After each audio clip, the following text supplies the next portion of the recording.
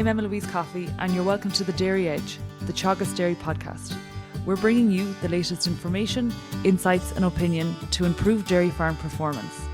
Milk Quality Award winners John and Brendan Walsh give us advice on how to achieve optimum milk quality ahead of their open day on July 4th. It really started off maybe 20 years ago when the first talks about dairy hygiene came into view, and I was at a Teagasc meeting in Clonmel, and the very first words that the Teagasc person said, "You're producing a food," and that just stuck in my head. So when you're producing a food, you have to have things right, hygiene wise, and then you can move on to your, you have to have quality in your parlour, then produce a quality product. And, what are the main factors that contribute to the high quality milk here, as opposed to on other farms where it's not as good? Well, firstly, outside you have the grass, but then when you are milking, then you have to have hygiene. So between the two, you have to keep the two of them as high as you can. Like in the dairy, you have high hygiene from the minute they come in to the minute they leave the parlour. Like the parlour, to me, has to be kept fairly right, because you're producing a food and you're putting it into, it's a raw material, and it's in a bulk tank. So you have to keep the area clean, and we'll say your working machine has to be kept to 100%. And you mentioned grass, and it seems quite important to you. They're out to grass for how many days of the year on average? Brendan, right? We get over 300. We get 305, I think, last year. 305, I think it was. So talk us through the grazing season. Yeah, so out in late January, if weather permitting, but usually we get out in late January. Then it's spring rotation planner from then until April. Usually late March, early April, and then throughout the summer. Then was basically on the wedge. So strip wires are gone. Keeping covers 1200, 1500. Anything over that is cut. Anytime we have a surplus, it'll be cut and just keep grass as best we can, lush and green. No, it's not happening now because we're in a drought, but as best you can, to any bit of freshening up that has to be done, we'll do it with the mower as opposed to the topper if we can, and then start building covers then from mid-August on until I suppose last year we were closing paddocks in October, around October 7th, but we might start a bit earlier this year because we find if we can get to grass a bit earlier, so if it'll work better for us if we have more grass at the start of the year as opposed to the end of the year. So maybe start the first or the last rotation on the 1st of October and close up the farm then maybe the last week or so of November. And that'll be it then. And if we just go back to spring, when we talk about the seasons, so you're getting out in late January. How can you maintain grass in the diet? I know you mentioned the spring rotation planner, but what level of grass is in the diet across the spring period? I suppose that would vary.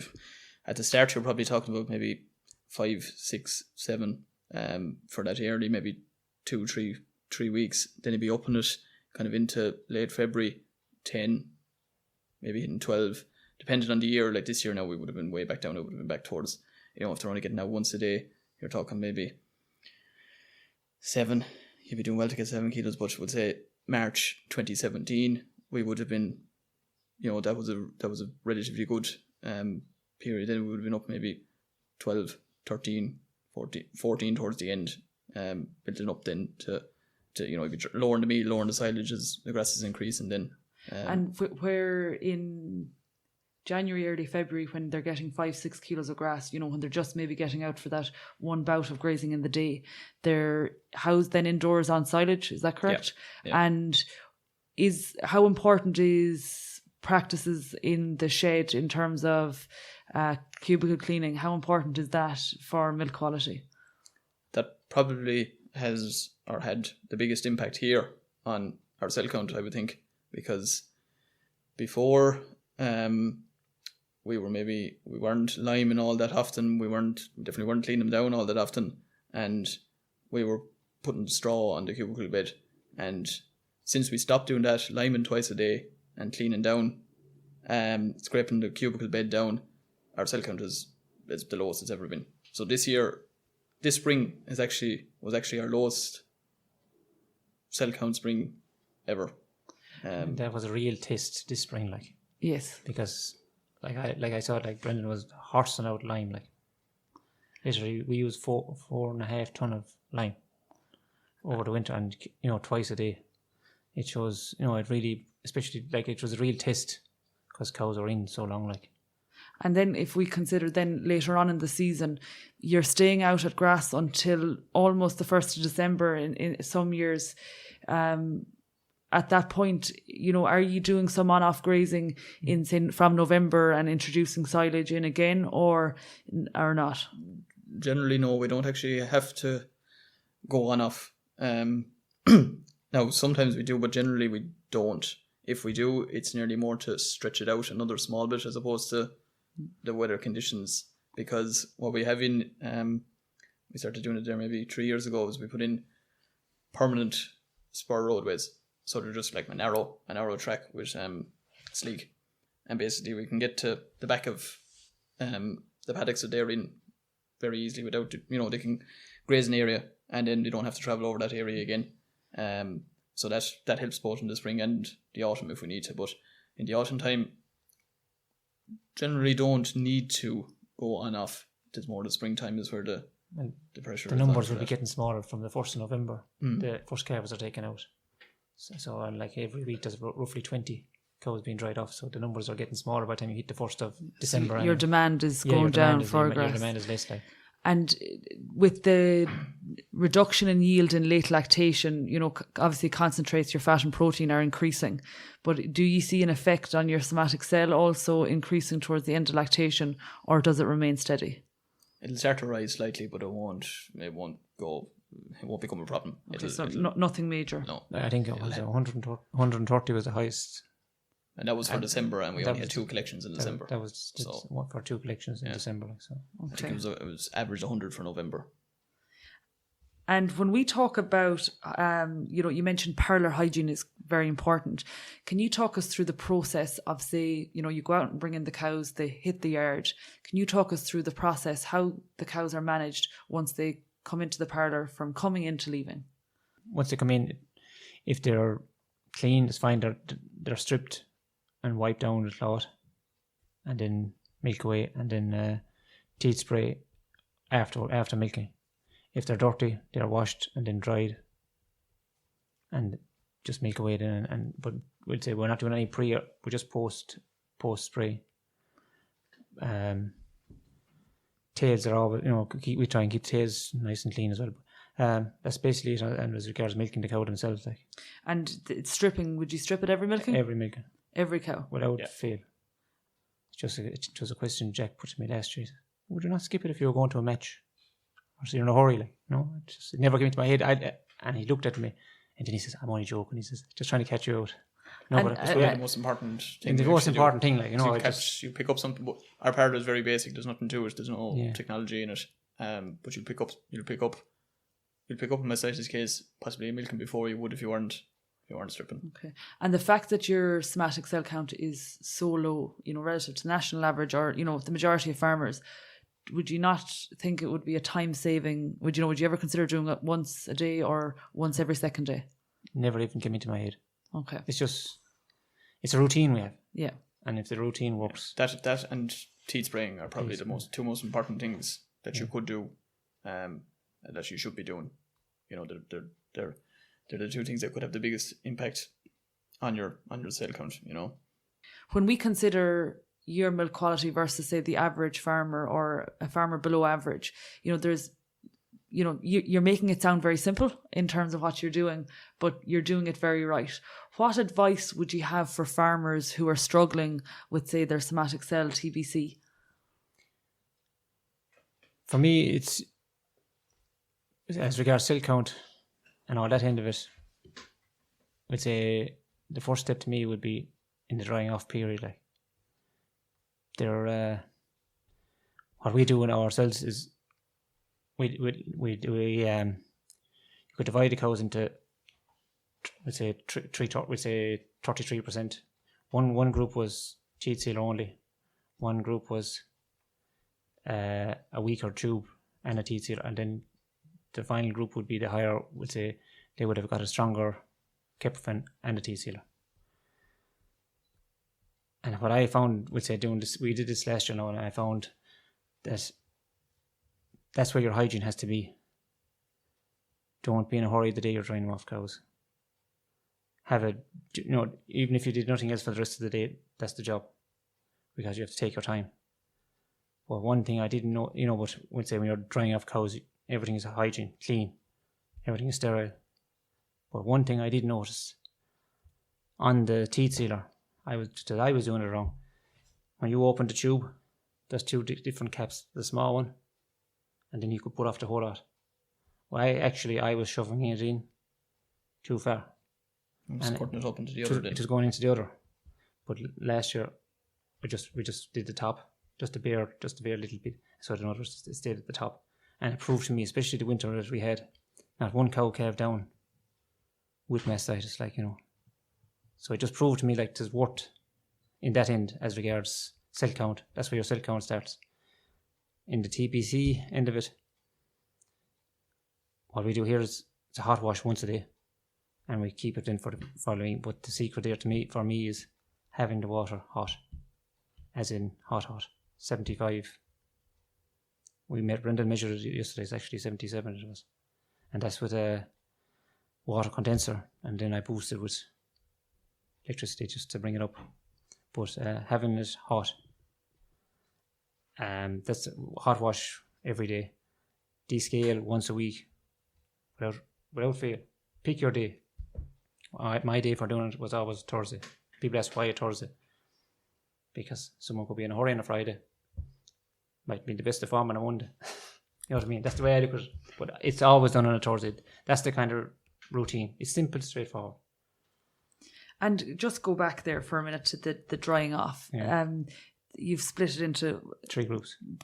You're 1/3 teat only, and and so on. What's the thinking behind that? And have you always done that? No, we started it 2 years ago. We picked cows. Say 2 years ago, we picked first calvers under 60 for cell count, and I was scared of me living daylights of it. But we did the 10. We did 10 heifers or 10 first calvers, and it worked perfect. So then last year we went up as far as 80, was it? 80, yeah. 80, and we did 30%.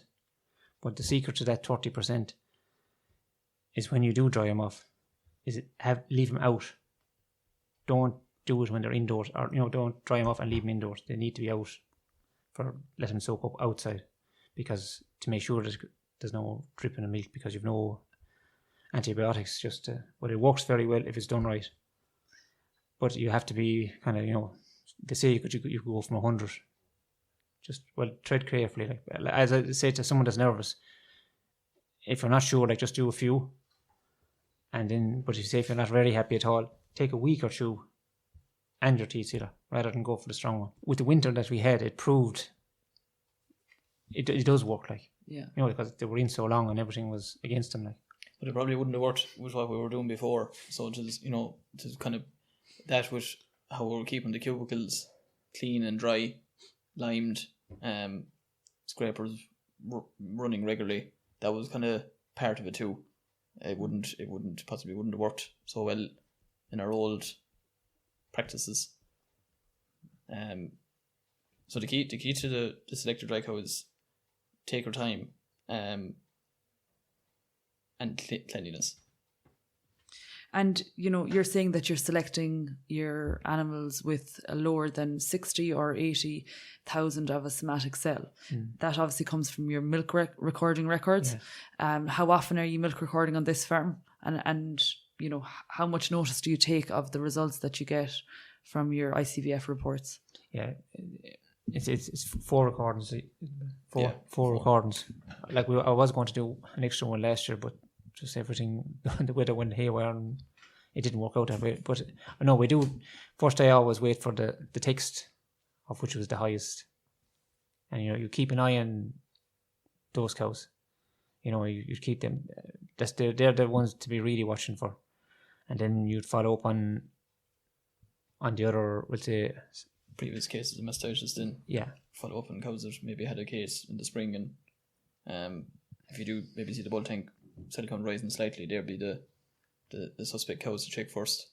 The high cows from the recording and any previous cases of mastitis as well. Yeah, because I would say even we're in the herd health as well, and I had to you visit the vet in the autumn time, whoever would be on, and he just told me to watch this particular cow. He says he showed me the results and he said you could see what way they're going.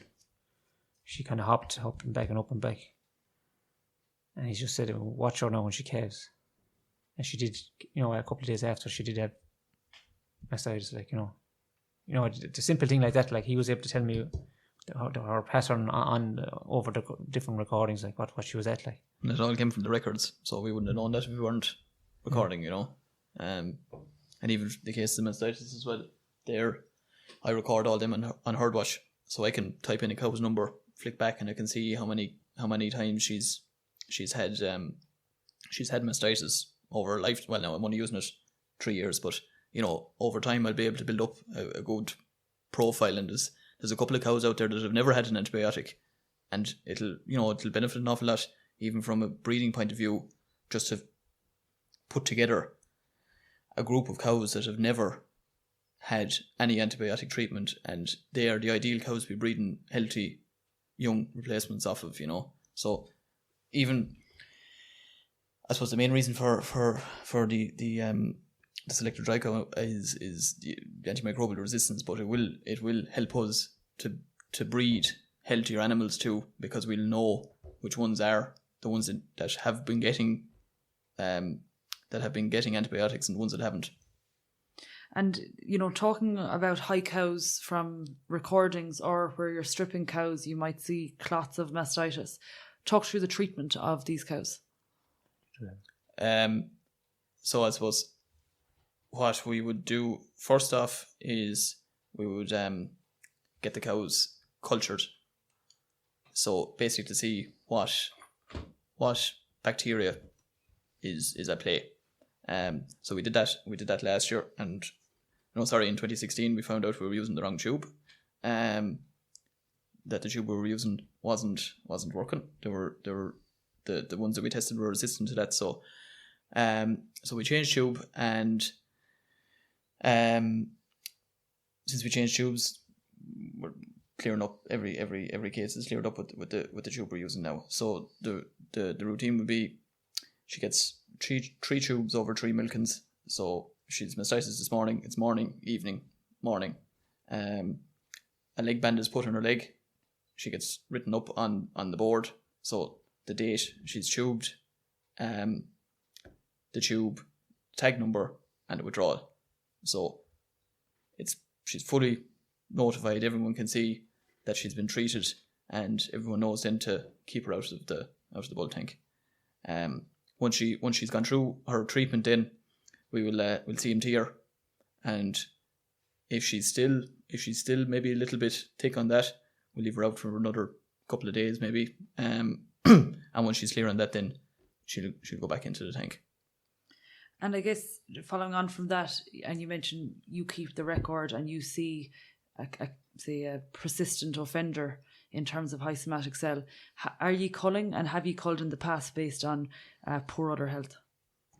I suppose the main thing we'll be doing with that information is not breeding off her anyway. That'll be the first thing. So generally, if a cow has 2 cases, she won't be 2 cases in a year. So if a cow had 2 cases in 2017, she wouldn't have been bred for dairy replacement in 2018. We would have been maybe in years gone by. We haven't really had to in the last couple of years. There might be 1 or 2 cows, as the cow that Dad mentioned there earlier, but generally there's nearly another issue that she might be going for as well. There isn't anymore. There isn't any specific cow that has to be culled because of somatic cell count. So I guess just to wrap up, I think the main points I've taken from the podcast really is that, hygiene is really, really important. And not to insult you, but you're not doing anything amazing here. It's just all the basics and getting the basics right. So hygiene would be number one. I suppose grassland, getting cows out to grass and getting them out early in the season and keeping them out as long as possible. And finally then records, keeping records and using the records to your advantage when, doing things like dry off and selective dry cow therapy. I suppose the final question I have is, what can we expect on the 4th of July at your open day? No grass or things don't pick up. But other than that, I suppose maybe just an insight into kind of what we are doing, where we've kind of maybe come from, and I suppose where we're planning to go. And just to look around our facilities, the sheds, the parlour, a stand on milk quality, so we'd be able to discuss our current performance, our past performance. That'll move on to be a grassland stand in, so grassland management, spring management, autumn management, and carrying on from that, then there'll be a sustainability stand. So I suppose what that entails for us, and it kind of pulls the whole lot in together. And then to finish up, then there'll be an open forum then with Dave Gleeson in the parlour, and then kind of after that, then there'll be food and drinks, I suppose, in the calf house, and people can mingle and talk and discuss and meet and chat to us afterwards if they want. That's great. Thanks, guys. No problem. That's it for this week's episode of the Dairy Edge podcast, and my thanks to John and Brendan Walsh for joining me on this week's show. Don't forget to subscribe on Apple Podcasts, and for more information go to the Teagasc website at teagasc.ie. I'm Emma Louise Coffey, and join me next time for your Dairy Edge.